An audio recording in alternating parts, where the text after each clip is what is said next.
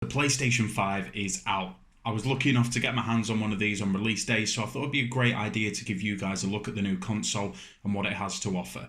This video is going to be a rundown of what the PS5 can do and what you guys will have in store when you finally get your hands on one. So let's get to it.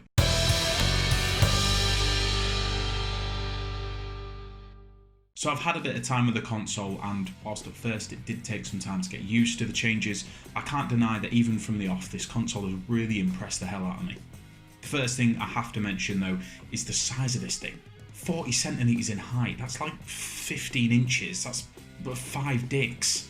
I mean, 2 dicks? I don't think any of the release footage or any of the promo footage of this console actually prepares you for the fact that you need a demolition team to make room for this on your TV stand. That said, once it's set up and stood to attention next to your TV, all those annoyances just fly out the window. Now, I imagine you guys are going to expect me to load up Spider-Man to demonstrate what this console can do and how it performs, but I don't want to get into the technicalities of this. I just want to show you guys the changes and explain what you guys can expect.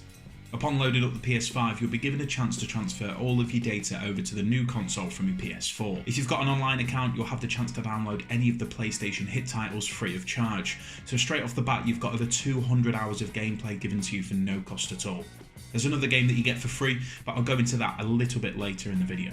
Before I go any further, you guys, I want to remind you to smash a like on this video and consider subscribing if you haven't already. I know you guys want my thoughts on the controller, and here it is, the PlayStation 5 DualSense controller. Now, I have a writing degree. I've written short films that have won awards in America. But I know without a doubt, there is no way I can verbalise just how impressive that this controller is. If 6-axis was the peak of technology, then the DualSense is something crafted by the gods that we can't comprehend. The details of the controller itself is well crafted, and the design doesn't stray too far from the PS4 controller. Considering what this controller is capable of, it's light enough for me to throw at least the length of my street when I can see the 90th minute winner on FIFA. The potential here for game developers is so inspiring, I almost envy the creative teams to be able to experiment with this technology. Games companies have been able to evoke emotion using the same tools as film, taking advantage of your sight and your hearing, but now gaming has stepped in front and can now utilise your sense of touch to create an even more immersive experience. Now here's the thing, no video on YouTube is going to be able to blow you away as much as holding the controller yourself will do. Spider-Man, for example, takes advantage of the DualSense by lightly vibrating the controller to the left when Miles shoots web from his left hand, and the same for the right. The front of the controller slightly swells as you glide through the air at speed. But that said, if I want to give you a deep dive into this controller's ability, then I have to tell you about Astro's Playroom. The free PS5 game that you will get with the console will just show you how the controller works and also what it can do. Now you may think, wow, just another shitty game to show off the controller's ability. And that's what I thought. I genuinely believed that I would load this game up, play it for 5 minutes and shut it off. Guess what? I platinumed it. Yes, the game does show off what the controller is capable of. The L2 and R2 buttons no longer just push in and will now provide resistance depending on what it is you're trying to do.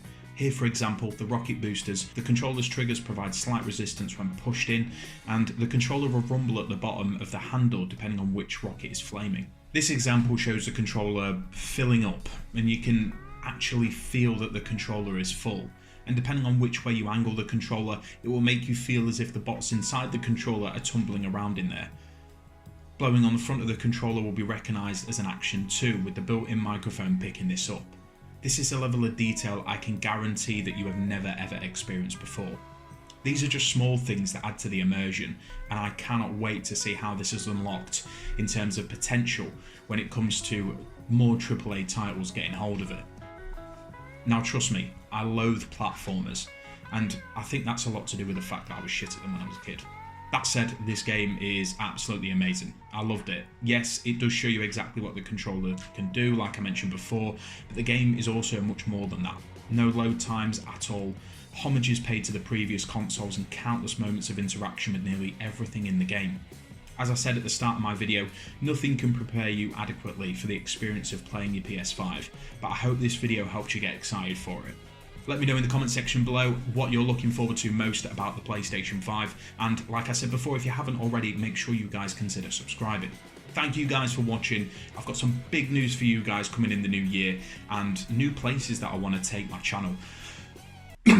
I want to thank you guys for the support that you've shown me so far. Honestly, I'm so pumped with all of the comments, the likes, the subscriptions, the feedback that I get on all my social media pages. You guys are absolutely awesome. Now, I'm off to save New York.